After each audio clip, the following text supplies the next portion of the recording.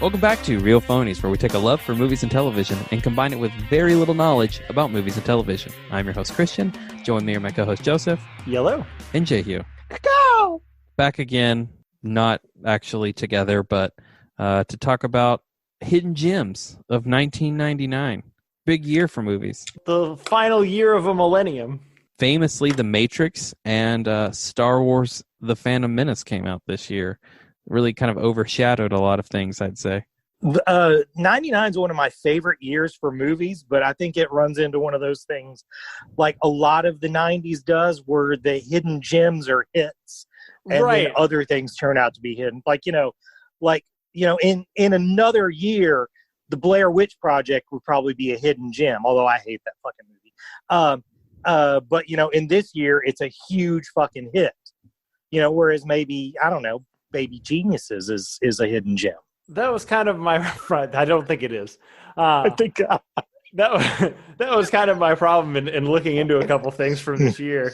We're trying to find things that are necessarily kind of cult classics or something that may have gotten overlooked by some of the bigger movies or any of those kind of things. But even the movies that got overlooked by the big movies are pretty big movies. Right. Nobody needs to be told about Fight Club. Right. Well, we're going to talk about it, but they don't.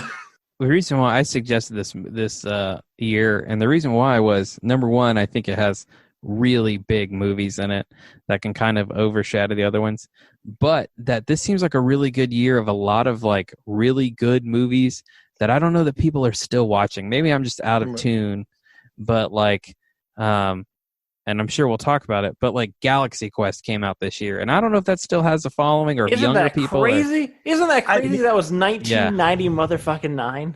I think that's a great movie to start with, because I think that definitely is a hidden gem. It never really found the audience at the time that it deserved, but I think it has over time, and that is a super, super funny movie. It definitely is. That movie's great. It's got a great better cast than Transformers. That I feel like has only gotten better with time. So here's my one thing about it, and I may have brought this up on the podcast before. Do you guys know that originally Tim Allen was supposed to be Alec Baldwin? I didn't know that. I can't decide whether, because I kind of hate Tim Allen, but he's great in this movie. I don't know if Alec Baldwin would have been better or not, but that's one of my favorite movie what-ifs, is imagining that movie with Alec Baldwin. Yeah, I mean, I really like Tim Allen in that movie, but I could definitely see Alec Baldwin in that role. I feel like he is just slimy and shifty enough in real life that he could pull off that character easily. Well, they both have a Shatner-esque quality about them. I just think that Alec Baldwin's talent is held up, whereas Tim Allen's hasn't. But then again, this is probably Tim Allen's best thing. So if he would have quit after doing this, that's still a pretty good thing to end on. That's super fair. Yeah. That said, Alec Baldwin is more shaped like William Shatner, so that's a plus for him. That's true. But I know, Joseph, last time we did this, you kind of ranked it by success.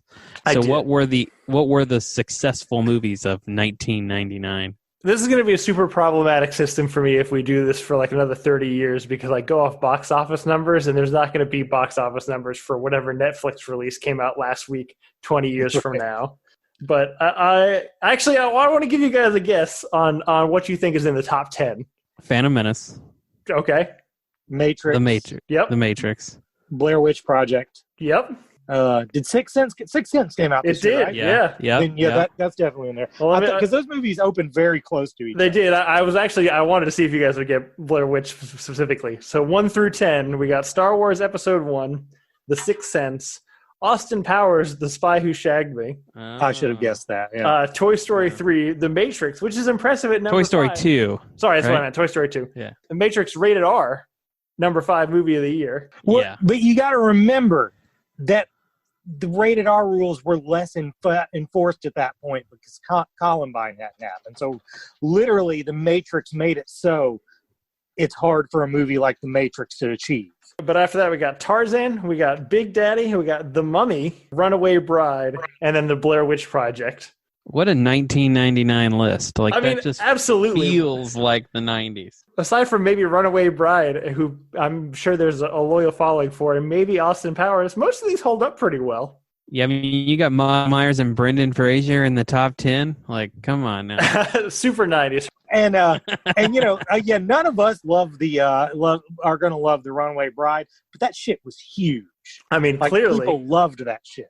That's Julia Roberts, right? It is, Yeah. Yeah. I also feel like Big Daddy is one of the better Adam Sandler vehicles of that era. Which one Big was Daddy? on there? Yeah, Big Daddy. Oh, yeah, Big Daddy's the only one I still quote. Yeah, that seems appropriate.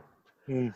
But that's kind of where it gets weird here, right? Is because like the shit that's well down this list is not even like the top. Well, I did want to mention one of the movies that was in like the top 25 somehow of this year was Saving Private Ryan, which actually came out like way earlier in 1998. It was in theaters and hurt. I don't know if you were living the life at this time, but it was in theaters consecutively for 75 weeks.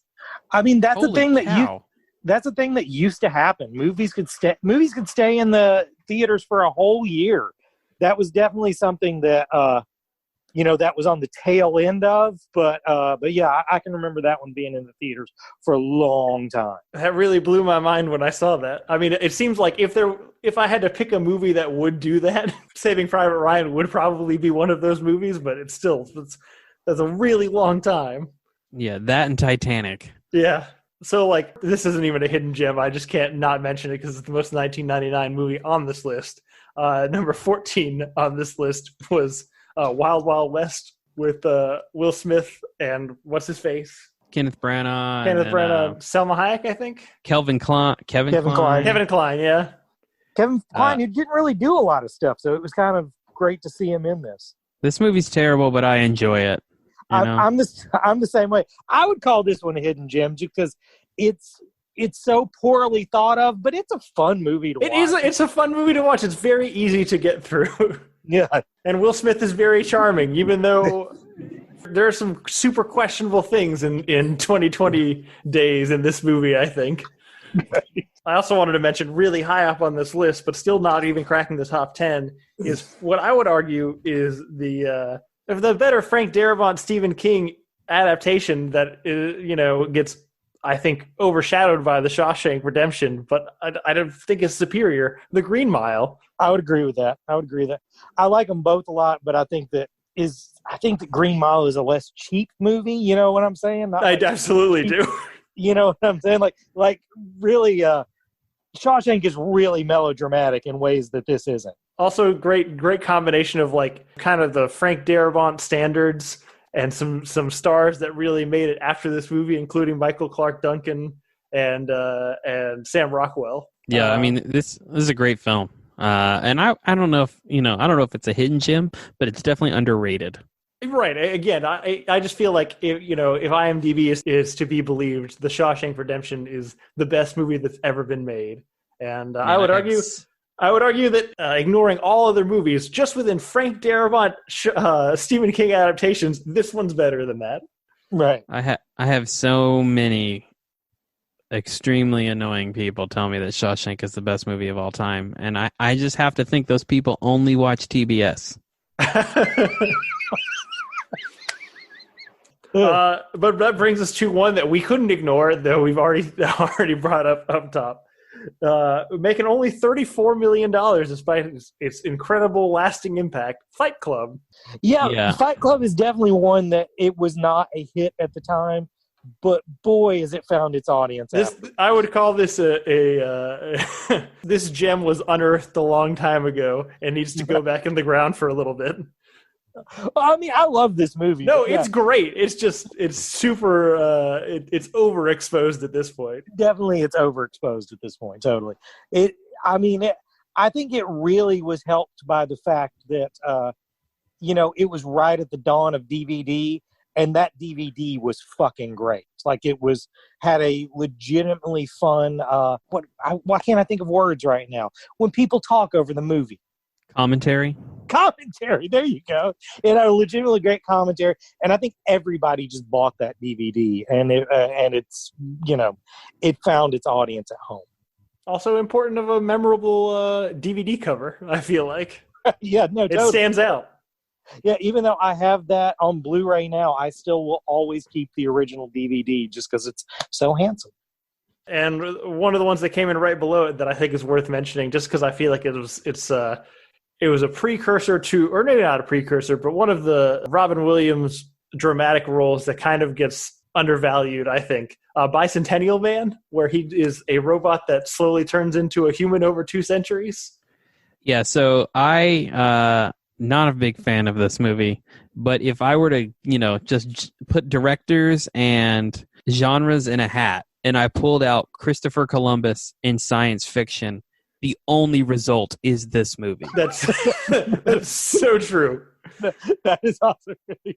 I just remember the trailer for this movie coming out, which was like on all the G-rated films, and it had like the wacky like robot hijinks of him and his like non-articulating legs and arms and tripping and falling and goofy things like that, and making it seem like it was going to be a really fun time. And it's not a really fun time. It's a really sad movie. Well, I mean, that kind of trickery was almost invented for Robin Williams. Yeah, absolutely. Every funny moment in the trailer, and then you go see the movie, and it's a fucking bummer. Mm-hmm. The next one I had on the list, I should have actually verified this, even though I'm pretty sure we did an entire episode on this person. I think this was like the major film debut, I think, or at least major film debut of Jake Gyllenhaal in October Sky as a small town son of a miner who has dreams of being a rocket man. I don't know. He makes rockets, not gets in them. I don't know. Jehu, you're too old for this, but Joseph, did you have to watch this movie like 400 times in school? Absolutely. Yeah. There were 3 movies that I saw more than any other movies in my growing up period, which was this and Remember the Titans, and then once I was at band at BT Washington, Drumline. Yeah, I wish I could get the third one out of your memory. You can't. I've seen it at least 10 times. I think this is a good movie. What's his? Chris Cooper is the dad, and he's great in this, I think. Yeah, he was definitely born to play that role. Absolutely. I haven't watched it since I was a school-age child, but I remember it being okay. I mean, look, I think even as an 8th grader, you have a feeling like this is pretty schlocky, but. Yeah, I mean it's a good little story. It's a long road from Jake Gyllenhaal then to weird Jake Gyllenhaal we have now. So it's kind of fun to see the first appearance. Well, this would also be a good year for Chris Cooper because he was also in American Beauty. That I guess this was probably his breakout year. When did The Patriot come out? That was around this time too, right? Because he had that movie as well. I don't know. I feel like it would be around this time. Yeah, I don't know if it was exactly this year, but it would be around this time. Yeah. If it was, I didn't write it down. I also wanted to mention something that I feel like has to be something that Hurt would have brought up, which was the Kevin Smith movie of this year, Dogma. Yeah. It's on my list. I mean, I would hesitate to call it a hidden gem because that shit was huge at the time, but I don't think looking back it's really one of the movies of his that people look back on. They're more likely to look back on Clerks or Mallrats, but yeah, I mean it's a good movie. It has a good cast. I just remember this one for having Alan Rickman in it, and I enjoyed Alan Rickman in it. Alan Rickman is good in it. George Carlin is good in it. A word from the Sid is Linda Fiorentino's a bitch. But yeah, I remember loving this movie at the time. But I probably haven't watched it in like 15 years or something. Yeah, I'd say this is a good example of one because I think this movie is really good. I actually think it's up there with being one of Kevin Smith's best. Yeah. But it's it like you said, Jehu, it doesn't have the kind of nostalgia that like Clerks or Mallrats has.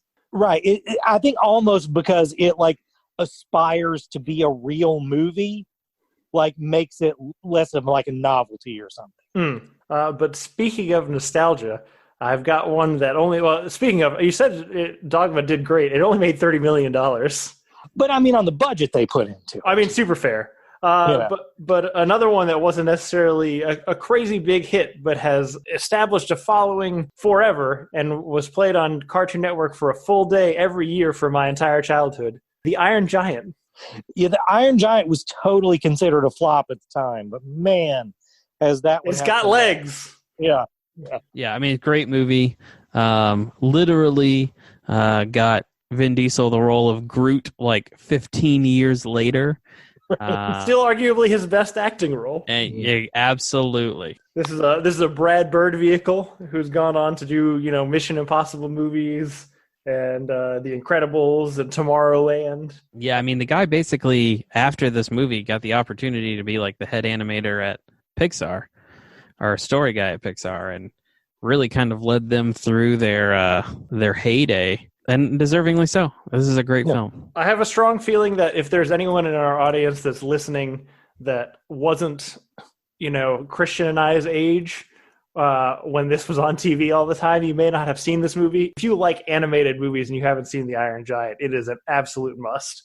It's one of the most. I mean, besides it's just got a great story. It's one of the most charmingly animated movies I've ever seen. Yeah, I really can't recommend this movie enough. I got several cult ones here. One, I got a couple Christmas releases. We already talked about Galaxy Quest, that was on my list. But also one that came out Christmas 1999 was one of the early Robert Rodriguez films, I believe, The Faculty. Oh yeah, The Faculty. He had already had a big hit with Desperado, but yeah, this was the first one that he sort of veered out from just like doing the thing he was known for, the like Mexican Western things. Exactly. Yeah. And yeah, this is a good movie. I remember the soundtrack more than I remember the movie, and I'm not saying that in a good way. Like there's some song by some band called The Flies on this soundtrack, and there's a part in it where I don't even remember what the lyrics are, but the guy's basically saying "rubba dubba, a rubba dubba dubba," and that shit drove me fucking nuts. This has got Josh Hartnett. It's got Elijah Wood. It's got Selma Hayek. It's apparently, I'm looking at the cast list. Apparently, it's got Usher in it and Jon Stewart. I don't remember that. I remember Jon Stewart like seconds before he went completely gray. This is the last non-gray appearance of Jon Stewart. This is a real like over-the-top body snatcher alien invasion in a high school movie with like a lot of gross-out violence-y things. It's really fun. The effects do not hold up. They are terrible. But I think the actual movie holds up really well. I've never seen this. Oh, you have not? Again, I don't recommend it on a high-def television, but it's pretty fun. Yeah, if you've got one old tube TV around the house and one old VHS, then I say give it a try. I got two weird movies in a row here, one of which I have never seen, but I left on here for Hurt specifically. Man on the Moon. I love this movie. Yeah, that's the Andy Kaufman story. Yeah, correct. Yeah, Jim Carrey is Andy Kaufman. Yep. He's excellent in that movie. He is. Didn't y'all watch that documentary a few years ago about him making this movie? Made him seem like a crazy person. Right. Yeah, he was completely insufferable. Don't watch that. Watch this movie instead. To be fair, I think that's just Jim Carrey all the time. I'm pretty sure that he's insufferable in real life. Yeah. But the other really weird one that came out this year that also did not commercially make a lot of money is the Spike Jonze vehicle, Being John Malkovich. Right, but I mean that is definitely hidden gem cult classic to a T. Absolutely. I mean, it's kind of the definition of what were our categories for cult classics. This one's super on the weird side, but I know we had like other things. This one's weird on purpose. Yes, yeah, weird on purpose. This one fits in, and man, it just like it was one of those things that this movie just like 5 seconds after it was out just became a big fat fucking genre where everybody was trying to do these Charlie Kaufman-esque scripts, and as was Charlie Kaufman. And yeah, I mean, it's a real good movie, but I don't know. I'm not a fan of what it wrought. That's fair. I think we've talked about having an episode on like movies we remove based on their consequences. Right. And the problem is you usually have to remove good movies to remove the bad consequences. Right. Right. I don't know if this is a great movie, but I think John Cusack's really good at this. Yeah. I also have one on here that I kick myself for not having seen, but I know is a cult classic. I wonder if you guys have seen it. Election. Man, Election's a great fucking movie. It was one of the ones on my list. Again, this one only made $14 million, but has I think accrued a following since then. The thing is, you got to realize 90s $14 million translates to a lot more asses and seats. You know, because tickets costed a lot less. So this movie was pretty well received at this time. But it's definitely, I think it's been forgotten all the time, particularly since Reese Witherspoon just turned into a Julia Roberts clone. Like, this section of her career, like this and Freeway, have kind of just been forgotten about. But this is a really, really good fucking movie. Highly recommend it. Based on a book by the same guy who wrote The Leftovers.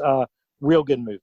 So it's something about like a school election where she's running for like president or something. Am I right? Right. She is, and she's basically just a little megalomaniac. It came out almost at the same time as Rushmore, and like they were very similar characters, her and Max from Rushmore. It's just she had her shit together. She knew what she was doing. And John Cusack is a teacher who recognizes the like evil below the surface and starts trying to sabotage her. And spoiler alert, I thought it was Matthew Broderick. It is Matthew Broderick. Those are the same fucking people. Don't correct me. All right. That's a really good movie. I can't recommend it enough. And the next one is one that I think has if there's a Mount Rushmore of cult classic movies, I think this one's absolutely on it. Coming in at $10 million is the office comedy Office Space. Yeah, this is number one on my list of that hidden gems. And it's hard for me to say it's hidden gem because it's so popular. But I also wonder if, it is kind of being lost. My parents still haven't seen Office Space, and that's upsetting to me. God, it's so good. I think there is a generation of people who are unfamiliar with it. That's just crazy because I'm positive I could find it on cable right now. Like I could turn on the TV right now and to be on. Like it's always showing. But also often on TBS. Yeah, often on TBS. Man, is this movie quotable? Like you can base your whole conversation on a day on this movie. Everybody in it's really good. Stephen Root particularly is good. I guess I think everybody knows about it, but it's probably just everybody I know knows about it. Yeah, that's fair. And if you haven't seen this movie, if there's some possibility you haven't seen this movie, you've ever worked in an office or you just enjoy funny things, this is an absolute must. Also, great soundtrack. Yes, for sure. Great soundtrack. The Backup in Your Ass with the Resurrection always gets me. Who directed that? I'm trying to remember. Oh, that would be Mike Judge. Oh, it's Mike Judge. And King of the Old Thing. Yeah, makes sense. So the next, do you guys have anything else on your list before I start getting into the deeper of deep cuts? Well, go ahead, Jehu. Well, one I definitely wanted to get on here was Deep Blue Sea. Ooh. The thing is with Deep Blue Sea, it's kind of what I'm talking about with the 90s. Like in any other decade, I feel like the Blair Witch Project would have been something that wouldn't have been a thing. And this would have been a huge hit, but they almost like switched places because that was the kind of thing. The 90s were very much about the story of how the movie was made, and everybody was like a film nerd and stuff like that. But I fucking love Deep Blue Sea. It's one of my, I'm not going to say top 10, maybe not top 20, but top 50 movies, maybe. Wow. I fucking love it. That's still pretty high. Yeah. I highly recommend, if you're going to watch this movie, don't find it on a streaming service. Be an adult. Go buy a DVD and watch it, and watch the special features, because there's a little documentary on it where you can tell that Thomas Jane has just gotten way too into playing this part. And it's just hilarious. He's talking at one point, and he's like, yeah, if you knew what was really out there in the water, you wouldn't go in the water. And then he takes this long, dramatic pause and says, Coast Guard knows. And that shit kills me. I love that movie, but that's better than the fucking movie. Yeah. So Deep Blue Sea is, and I think it's a hidden gem because, the only other person I know on earth who loves it besides me is Austin Smith. I don't know what that's supposed to say, but good tip. Austin Smith would have loved our last episode. I've already forgotten what our last episode was. What was our last episode? Batman versus Superman. Oh, that's true. Yeah. He would have loved that. That's true. One that I wanted to talk about was Mystery Men. Oh, I can't believe I didn't write that one down. Great cast. I think this movie just freaking works. It's weird. Hank Azaria cracks me up in it every time I watch it. I think it's really funny. And again, it's like a great parody of superhero films even before we had superhero films. Big fan of this movie. Yeah, this is a good movie. William H. Macy in a comedic role. I want to say the script was written by and it was created by a comic book creator named Bob Burden, who was mostly famous for creating a character called the Flaming Carrot. But this is a good movie, and definitely this one did not find its audience at the time. No, though there are some devoted fan bases these days, I think. That's true. I never clicked with this movie. I've since watched it in my adulthood, and I just did not enjoy the experience. However, I run into the problem all the time of trying to reference the character that Kel Mitchell plays in this movie, where he has the ability to go invisible, but only when no one's looking. And you'd be amazed at how often that comes up as an analogy for a lot of things in my life. But I then have to explain the plot of this movie that I don't like to people who've never seen it. And it kind of defeats the point of doing an analogy. Right. One we had briefly referenced earlier that I rewatched recently is Three Kings. I don't think this was really a big hit. I don't think it was a big hit.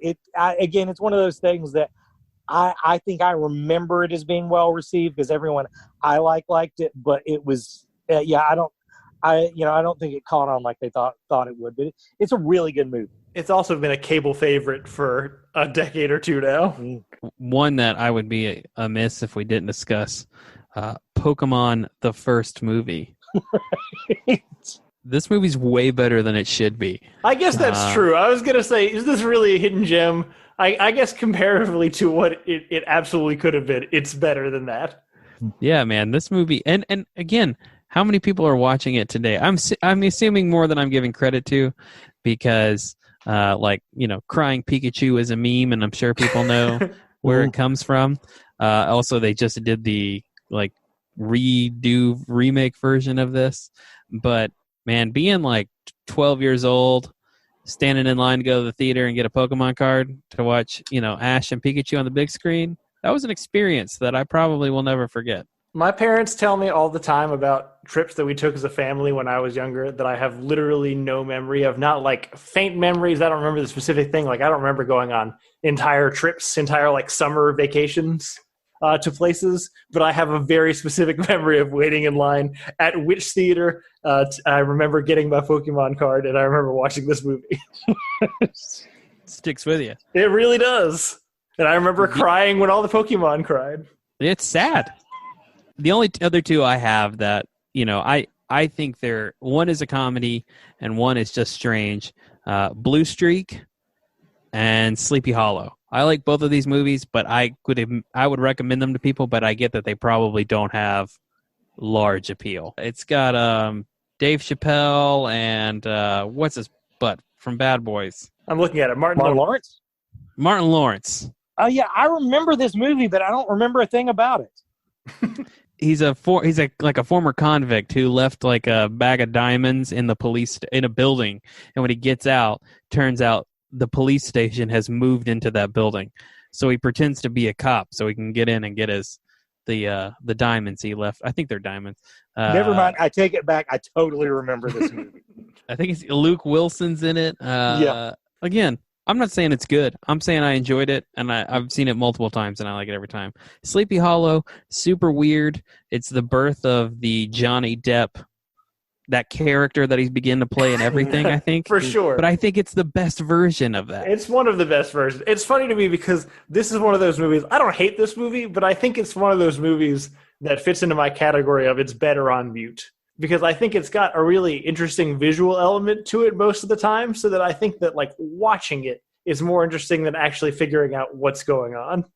I think it probably would also count as maybe the last really good Tim Burton thing. I'd have to look at that. Yeah, I don't know for a fact, but I guess, okay, it's the last good Tim Burton thing. Is this before or after Big Fish? That's what I'm saying. Big Fish is after, but Big Fish is less Tim Burton-y than this. That may be. It's got Danny DeVito in a circus, which feels pretty Tim Burton. That's a good point. Okay, you're right.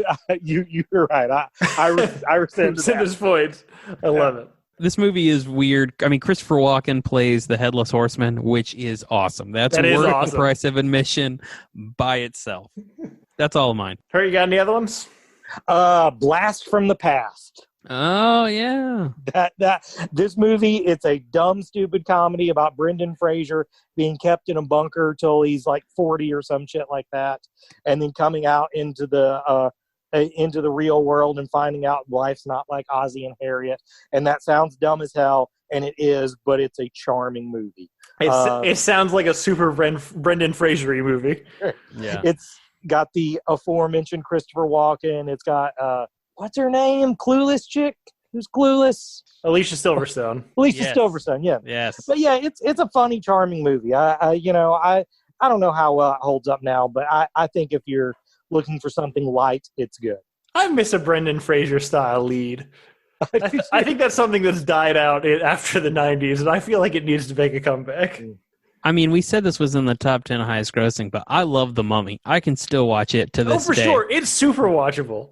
Oh, I can too. And it's weird. It's one of those things that I'm not entirely sure why it was such a big hit. I'm glad it was, but it was kind of old timey and stuff like that. And, that shit doesn't always sell. But I fucking love that movie. It hits in the same vein. Like, I appreciate that it's like more popcorny, jokey Indiana Jones. And I'm not saying it replicates the same emotion, but like that fun action adventure in tombs thing that plays for me, and it's the only other movie that I think really gets it right. For sure. And I feel like it also succeeds because it balances a good amount of like fun comedy with like genuinely pretty like creepy, scary like visual elements to it. Like you feel like there are stakes because it is so freaking creepy. I love this one and the second one. I really enjoy both of them. I can't tell you that I love the second one because I think I can objectively tell that it's not as good of a movie, but I enjoy watching it. It's got Adewale in it. Oded Fair is awesome. I loved the second one at the time. I don't really know if I'd watch it again now. I'd totally watch the first one again now. The special effects are better in the first one, oddly enough. That is odd. So, we've gone through most of the hidden gems. I feel like now we're getting into, I wanted to go for the real deep cuts of the year that made less than $10 million. I couldn't find any that made less than $1 million, which was a bummer because I really liked having that last time. But so making $8 million is, I don't know if it's a cult classic. It might be kind of like a film classic. Weirdly, I think it's a German film. Ooh, I probably should have checked that. Called Run Lola Run. I would definitely go with that's a cult classic. That shit was a big deal for a while. I think it's been forgotten, but when it came out, like The Simpsons did a parody of it. That's how much of a thing it was. Yeah, I mean that's a good metric. But it's kind of it's a weird, trippy. I don't know if it's time travel. It's kind of like alternate timeline-y type storytelling. At least from what I know, it was fairly trailblazing for its time. Surprisingly, something that only made $3 million, though I'm pretty sure all of us have seen, is I think it's Guy Ritchie's first big film, Lock, Stock, and Two Smoking Barrels. Yeah, I debated on including this on my list. I like this movie. I think he hadn't quite perfected his formula yet, but it's good times. I mean, it's not worse than most of the rest of them. Yeah. Well, I think this qualifies as a hidden gem just because it really gets overshadowed by Snatch. And, which, to be fair, it should. Snatch is better. Snatch is better, but this was still a good movie, and it's kind of just because they're similar plot-wise. I think people just leave this one at the curb. And then one on here that in my mind, I always thought made more money because it's always compared to The Matrix, and so I think that people must have seen it for it to have been kind of this counterculture comparison to The Matrix. But Existence only made $3 million. Yeah, I've never seen this. Hurt?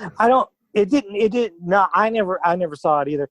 I think the thing with that's probably why it only made $3 million. Right. It didn't really play in a lot of theaters. Like it didn't have a huge opening. It was like an art house traveling from city to city movie. So I definitely think it's one that everybody loves it. If they're saying they saw it in a theater, they're probably lying. It's the same premise as The Matrix, but without all the fun kung fu shit. Right. It's what if The Matrix was kind of sad and slow. Right? We are talking with authority about a movie. No. Just watch The Matrix instead. And the last one that I wanted to mention is because it's my job to represent the anime on this podcast. Is the Studio Ghibli film that came out this year, which was Princess Mononoke, which made $2.3 million in the States, which isn't a lot, but for the States, at a time when it was kind of a weird thing, I think, to go see these movies, not bad, I think. Well, I definitely remember a big deal was made of this being released in theaters, and it had like a celebrity voice cast.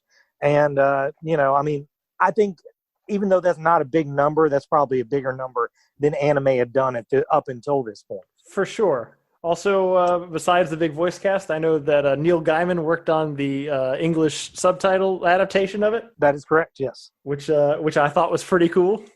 This is a weird movie if you've never seen it.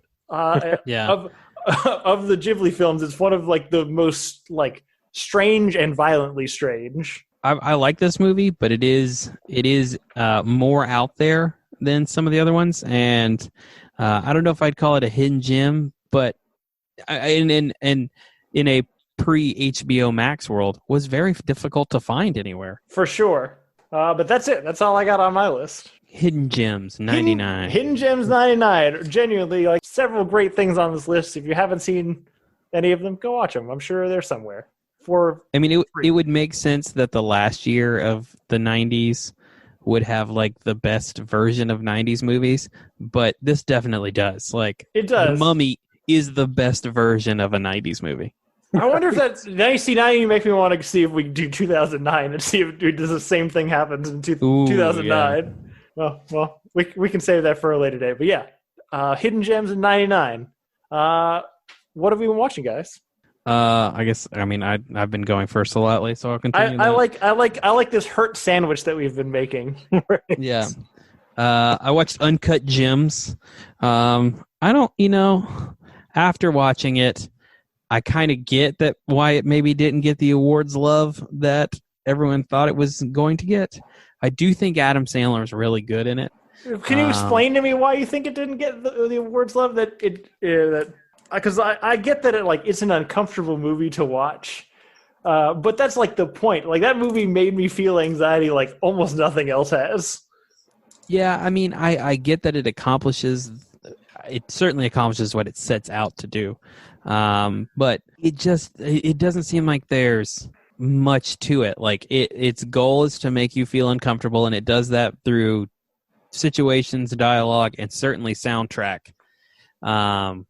But there are some really bizarre moments that I don't really feel like they're out of place, but I could see how they don't appeal to the Academy. Also, real question, do you think The Weeknd read this script before he agreed to be in this movie? No, 100% not. I thought the whole time the fact that he was in this movie, it was super jarring for me. For sure.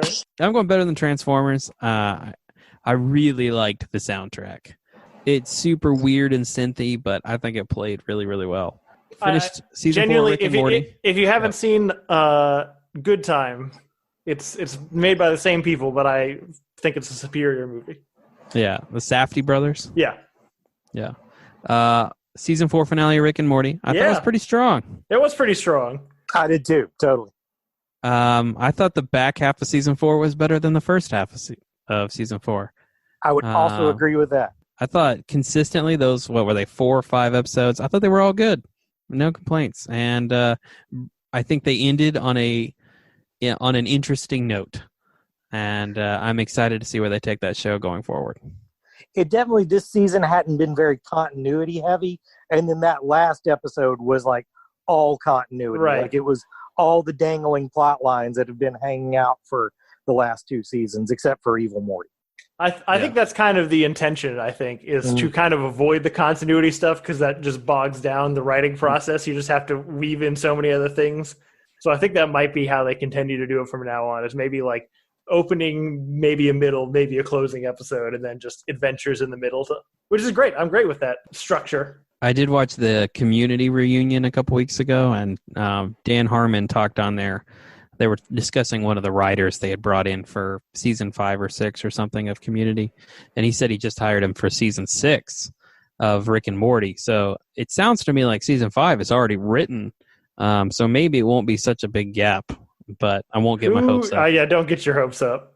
I mean, I hope not, because I already kind of miss it. I watched Space Force. And With Steve Carell. With Steve Carell and Greg Daniels.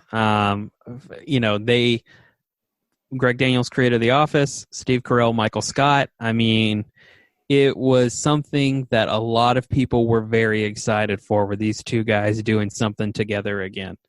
There's a lot of rumor about Steve Carell not wanting to leave The Office, but Greg Daniels like being done with the care, or essentially reached the end of what they could do with Michael Scott. And there was just a lot of excitement that these two guys were collaborating in and making something, and it could not be more disappointing.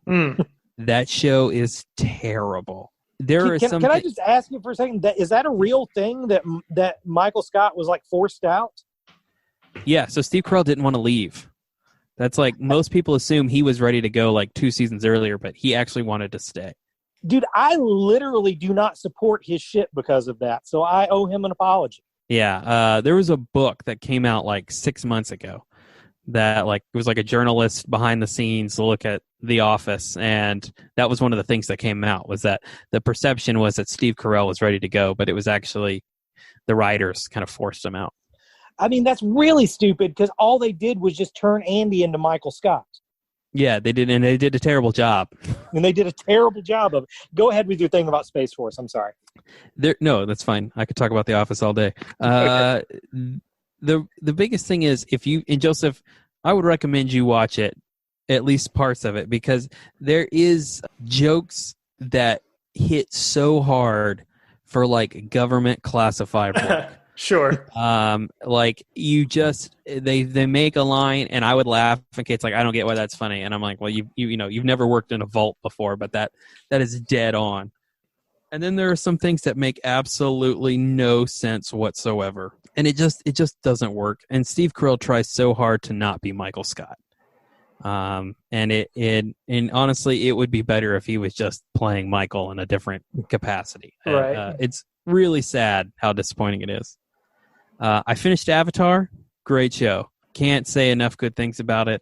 It ends really strong. I've never watched Legend of Korra, so I don't know how the sequel goes. I would have watched that, but instead, I watched The Last Airbender when I finished it. Well, you're setting your expectations in a good spot. And gosh, I want to take a second and say that movie's terrible, not just because it's a terrible interpretation of Avatar: The Last Airbender, which it is that. It's just terrible, period. On every level. It's unbelievably terrible. The dialogue is horrendous. And the way they just move through, what is 3 or 4 hours of TV in an hour and a half is unbelievable. And I don't want to say too much on it. It was made by a minority guy, but casting brown people for all the bad people and white people for all the good people was a really weird decision. That was a weird decision. The main thing I remember about that movie is that all the dialogue is delivered like maybe they're reading off a cue card that's far away. Like it's like stilted and unsure. The one dude who plays Sokka, the guy from Twilight, he's the best part of the movie, acting wise, which is a really weird thing to say. But that's it. That's all that I remember anyway. Right on. Well, mine, I'm going to take a deep breath before I do this, because when I'm excited about one, I tend to just lose my shit and go all over the place. I'm going to try to keep it together. Because what I'm watching this week was 30 years in the making. I read Dune this week. You read all of Dune? Well, I mean, I didn't read it all this week, but I finished Dune this week. So yeah, I have a long history with not reading this book. I can remember when the movie came out when I was a kid, seeing it and thinking, hey, that's not Star Wars, and then not thinking of it again for a while.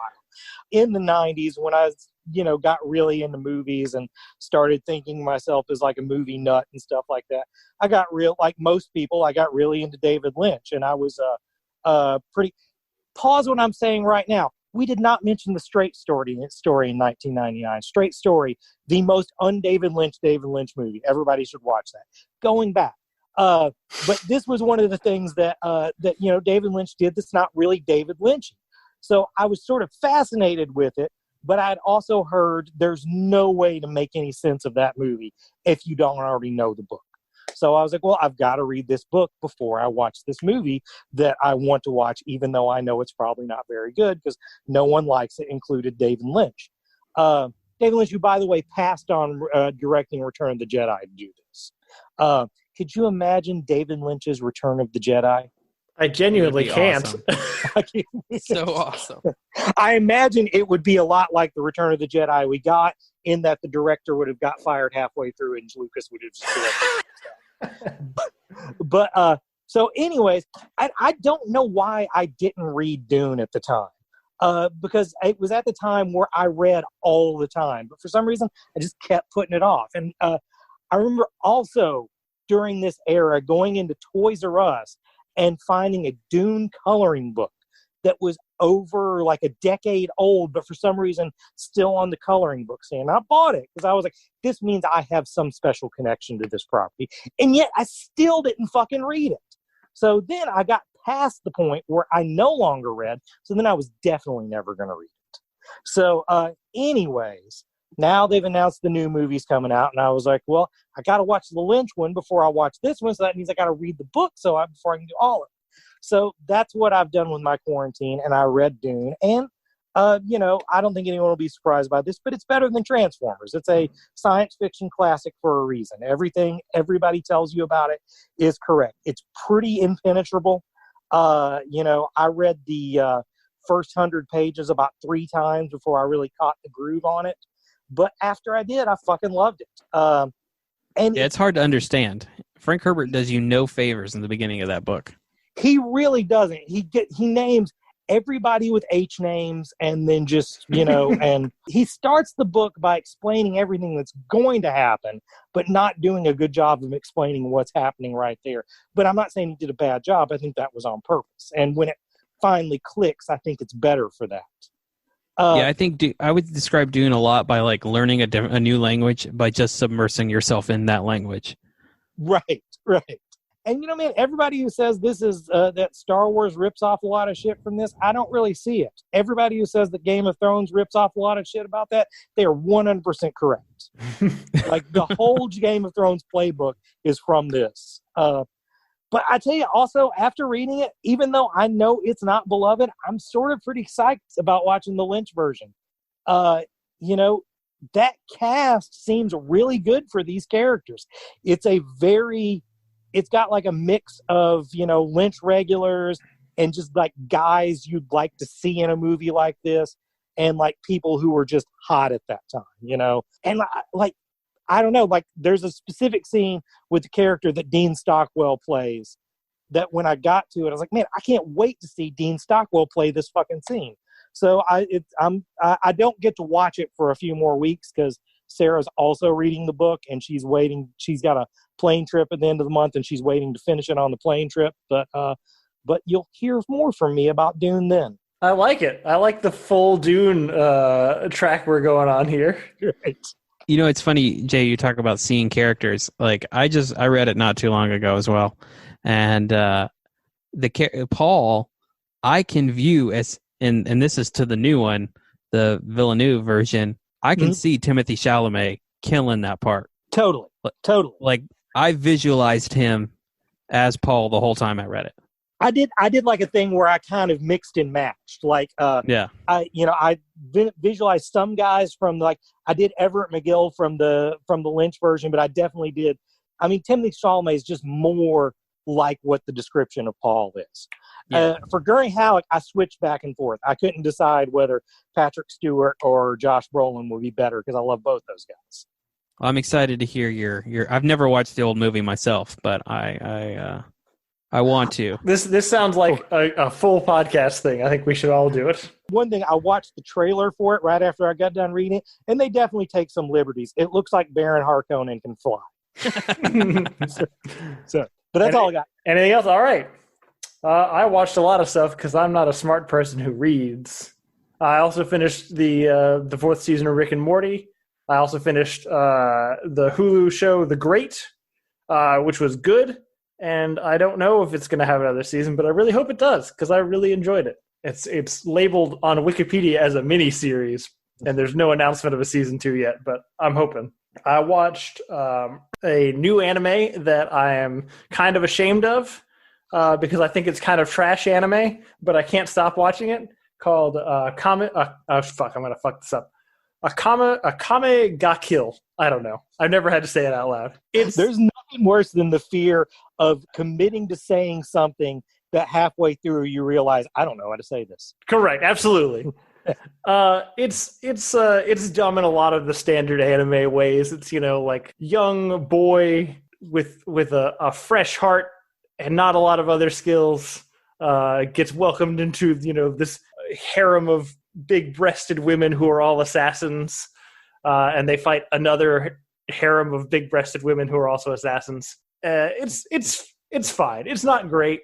I think the most fun aspect of it, that's also the dumbest aspect of it, is it's got kind of like this weird Clark Kent Superman dumb romance going on, where the leader of the opposing assassins from our main characters is like the most powerful creature on the planet by like a long shot. But has decided that she's going to fall in love with our main character, but she doesn't know that he is also part of this, other organization. And so there's just these weird moments where she like steals him away and like tries to force him to be her love pet. And it's just him trying to escape from that. And then it goes back to the regular plot of the show. It's very dumb, but I'm kind of into it. As far as like actual real people, I watched The Great British Baking Show, the new season with the wife. I had heard that it was worse than the previous seasons. I heard it was more like controversial.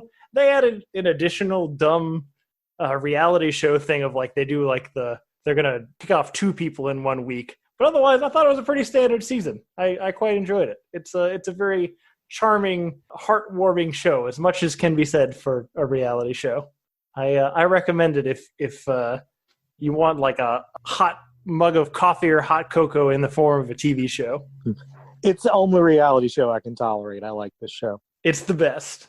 And then the last thing I watched, as Christian alluded to, HBO Max opened up, which actually probably should have been what our episode was about somehow. But they are the first people in the U.S. to have streaming rights for all of the, well, not all of, but most of the Studio Ghibli films.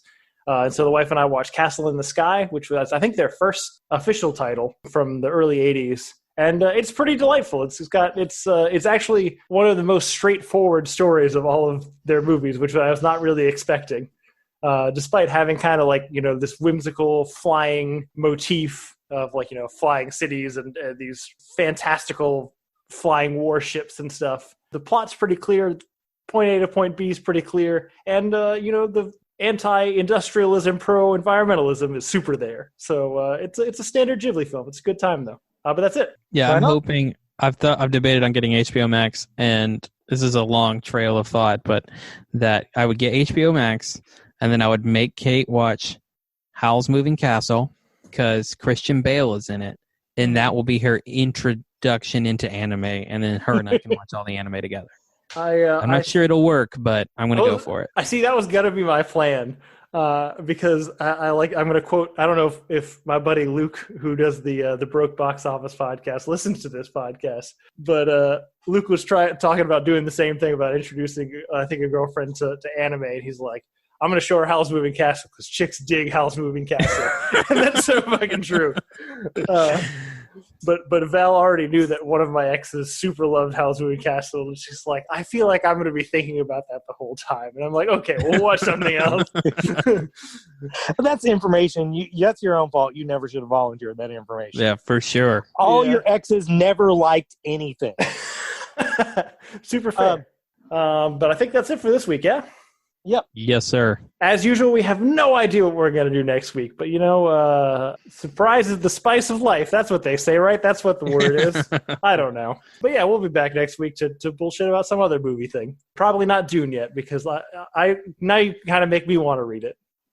Well, I mean, like I said, it's going to be a few weeks before I can watch it anyway, because I'm waiting for Sarah to finish, and she's waiting to take a trip. So yeah, so we got a while. All right. You should start reading it now because it will take you a while. Yeah, fair enough. Don't be afraid to use the glossary in the back. Good tip. But cool. Well, thank you, everybody, for listening. Please rate and like and subscribe and tell your friends about the podcast. If you want to write in and tell us any of your hidden gems that we didn't mention, or if you just have thoughts on the movies that we talked about things that we got wrong about them, you can reach us at realphonies@gmail.com. You can also reach us on Facebook and Twitter at realphonies and on Instagram at real_phonies. Thanks to Zach Evans for art and Brian Velasquez for our theme. We'll see you guys later. Later.